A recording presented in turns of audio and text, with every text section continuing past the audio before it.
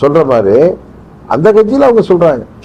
அது ஆணவமா என்னன்னு தெரியல. ஏன்னா இதெல்லாம் மக்கள் தான் பார்த்துட்டு இருக்காங்க. அவங்க தான் திரும்ப திமுக வீழ்த்த போறவங்களே அவங்க தான். ஏன்னா இதுல மற்ற கட்சிகள்லாம் அதனால பலனடைய போறாங்க. மக்கள் திமுக எதுக்காக வாக்களிச்சாங்களோ அதுல திமுக ஏமாற்றிட்டாங்க.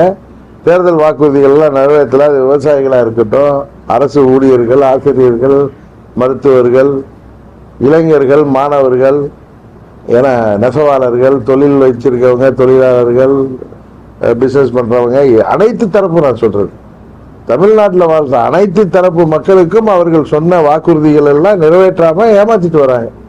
பாராளுமன்ற தேர்தலில் ஜெயிச்சிருக்காங்களேன்னு நீங்க சொல்லலாம். அது அந்த பணபலத்தால அந்த நேரத்தில் எங்கள் வாக்குகள், திமுக எதிரான வாக்குகளை பழனிசாமி இன்னும் அவர் இந்த தேர்தலில் நிற்கிறதுனால எந்தவித மாற்றம் வரப்போறதில்லை. அவர் வேட்பாளர் நிறுத்தியதே